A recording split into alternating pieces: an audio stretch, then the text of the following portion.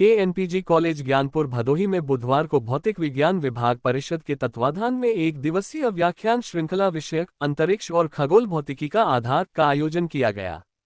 ये व्याख्यान श्रृंखला IUCAA पुणे के ICARD प्रोग्राम के अंतर्गत कराया गया।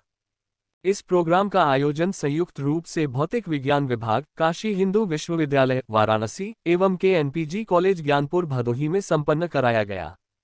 इस एक दिवसीय कार्यक्रम में काशी हिंदू विश्वविद्यालय से आए भौतिक विज्ञान के प्रोफेसर अभय कुमार सिंह ने बताया कि सौर गतिविधियां पृथ्वी और इसकी तकनीकी प्रणाली को प्रभावित करती हैं तथा ये भी बताया कि पृथ्वी की चुंबकीय क्षेत्र मानव जीवन के लिए बहुत महत्वपूर्ण है। प्रोफेसर अमित पाठक ने अंतरिक्ष में अंतरतारकीय धूल के बारे में बताया। डॉक्टर राजप्रिंस आकाशगंगाओं के केंद्र में एक सघन क्षेत्र जिसे सक्रिय गैलेक्टिक नाभिक कहते हैं जो कि सुपरमैसिव ब्लैक होल द्वारा संचालित होते हैं के विषय में विस्तार से बताया। डॉक्टर प्रसन्नता बेरा ने बताया कि किस तरह हमारे यूनिवर्स में तारों का निर्माण हुआ।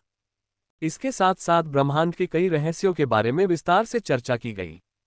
कार्यक्रम में BSc 6th semester, MSc 2nd semester एवं MSc 4th सेमेस्टर के विद्यार्थियों ने प्रतिभाग किया और वक्ताओं से कई महत्वपूर्ण प्रश्न भी पूछे आए। कार्यक्रम का शुभारंभ प्राचार्य व मुख्य अतिथि द्वारा मां सरस्वती की प्रतिमा पर माल्यार्पण और द्वीप प्रज्वलन के साथ किया गया। विभाग प्रभारी डॉक्टर कल्पना अवस्थी ने इस प्रोग्राम की उपयोगिता पर प्रकाश डालते हुए इसके उद्देश्य को बताया। साथ ही नेशनल ग्रेजुएट फिजिक्स एग्जामिनेशन 2025 में सफल विद्यार्थियों को मुख्य अतिथियों द्वारा प्रमाण पत्र का वितरण कर उनका उत्साहवर्धन किया गया। इस कार्यक्रम को सफल बनाने में भौतिक विज्ञान विभाग से डॉक्टर मनोज कुमार विश्वकर्मा, डॉक्टर आशीष वर्मा, डॉक्टर रोहित गुप्ता एवं समस्त कर्मचारी का महत्वपूर्ण योगदान रहा। कार्यक्रम का संयोजन और संचालन डॉक्टर अखिलेश कुमार किया गया। धन्यवाद ज्ञापन डॉक्टर जयस कुमार द्वारा किया गया।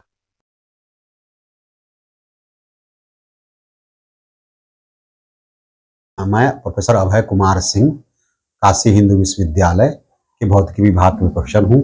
वहाँ पे हमने एक नई कोर्स शुरू की है, स्पेस फिजिक्स सेक्शन भी शुरू किया है। तो उसी के तहत जो है बनारस से 4 लोग यहाँ इस केएनपीजी कॉलेज में आए हैं कि केएनपीजी कॉलेज को चूज करने का कारण था कि ये बहुत ही पुराना और बहुत ऐतिहासिक कॉलेज रहा है। तो हम लोग ने इस कॉलेज को चुना है। ये एक हमारे यहाँ प्रोग्राम है अंतरिक्ष विज्ञान की, जिसको हम लोग कहते हैं ICARD। ये ICARD जो है IUCAA पुणे ने इसमें सपोर्ट करती है। इसके तहत जो है डिफरेंट कॉलेज में बहुत से अंतरिक्ष विज्ञान और मौसम विज्ञान की जानकारी दी जाती है। यहाँ तो हम लोग प्लान किए हैं कि basics of space physics and astrophysics. तो स्पेस फिजिक्स में एस्ट्रोफिजिक्स का बेसिस क्या है, उसकी 4 लेक्चर डिवाइड किए हैं।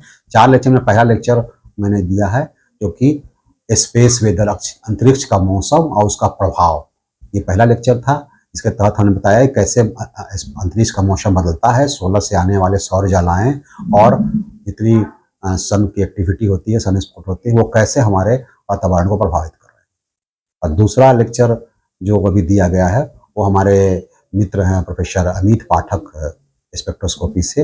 उन्होंने दिया कि जो अंतरिक्ष में आप देखते हैं, अंतरिक्ष में जो पदार्थ दिखाई देते हैं, इसको कहते हैं इंटरस्टेलर मीडियम। तो इस इंटरस्टेलर मीडियम में कौन कौन से गैस होते हैं, कौन कौन से पार्टिकल होते हैं, कौन कौन से एलिमेंट होते हैं, उनको अध्ययन करने के लिए कौन कौन से तकनीकी है, स्पेक्ट्रोस्कोपी का टूल है और उसके अनुसार कैसे कैसे इनका अध्ययन कर सकते हैं। तीसरा लेक्चर जो है हमारे राज प्रिंस, यंग फैकल्टी हमारे यहाँ ज्वाइन किए, राज प्रिंस ये दे रहे हैं कि आप सुने होंगे ब्लैक होल। तो ये जो ब्लैक होल बनता है, ये ब्लैक होल क्या है, इससे निकलने वाले जो रेडिएशन है, जब पहले लोग कहते हैं कि ब्लैक होल सब कुछ अवशोषित करता है, लेकिन अभी ये देखा गया कि अवशोषित करने के साथ साथ इसमें से एक जेट रेडिएशन भी निकलता है। तो आज ये उसके बारे में बताएंगे, इसके डिटेल प्रिंस जी बताएंगे आपको अभी। और तीसरा और चौथा लेक्चर जो लास्ट में है वो प्रशांत बेरा, डॉक्टर प्रशांत बेरा दे रहे हैं।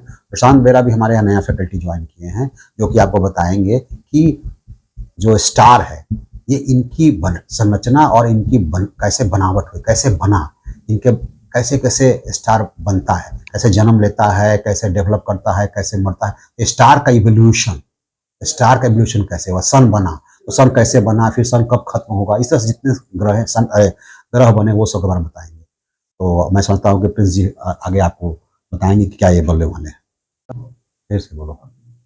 So, my name is Dr. Raj Prince. I am assistant professor in the Department of Physics, BHU Varanasi. और हम लोग केएनपीजी कॉलेज में आए हुए हैं एक आई कार्ड प्रोग्राम के तहत यहाँ पे lecture series, 1 day lecture series on basics of space and astrophysics. और आई कार्ड प्रोग्राम जो है वो अयोका पुणे एक यूजीसी का सेंटर है एस्ट्रोनॉमी एंड एस्ट्रोफिजिक्स का। उसके तहत बेसिकली उन लोगों का काम है कि एस्ट्रोनॉमी को प्रोपागेट करना इंडिया में, लोकल रीजन में। उसके तहत उनका एक प्रोग्राम है आई कार्ड, जिसका मतलब है बेसिकली अयोका centre for astronomy research and development. उसके तहत वो लोगों ने लोकल सेंटर बनाया है और एक सेंटर हमारे बीएचयू में भी है, जिसका मतलब है कि हम लोग अपने लोकल रीजन में जाके एस्ट्रोनॉमी को प्रमोट करेंगे।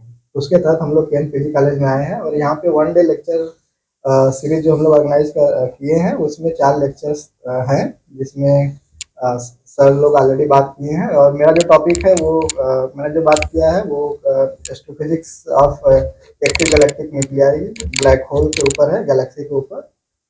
कैसे गैलेक्सी फॉर्म होता है, कैसे गैलेक्सी रेडिएशन प्रोड्यूस करता है, और रेडिएशन से लेके हम लोग गैलेक्सी के बारे में क्या क्या स्टडी कर सकते हैं।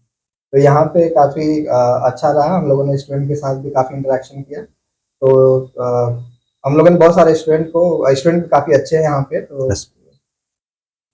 तो ब्लैक होल बेसिकली एक बॉडी है, जैसे इसका नाम है ब्लैक होल, मतलब उसका जो नेम दिया गया है वो ऐसा बॉडी जो कि रेडिएशन इमिट ना करता हो, जो सारा रेडिएशन सिर्फ एब्जॉर्ब करता हो, इमिट नहीं करता हो। तो उसको ब्लैक बॉडी कैसे बोलते हैं, ब्लैक होल इसलिए बोलते हैं क्योंकि रेडिएशन इमिट नहीं करता है और उसको हम लोग देख नहीं सकते, क्योंकि रेडिएशन इमिट नहीं कर रहा तो इसलिए उसको देख नहीं सकते।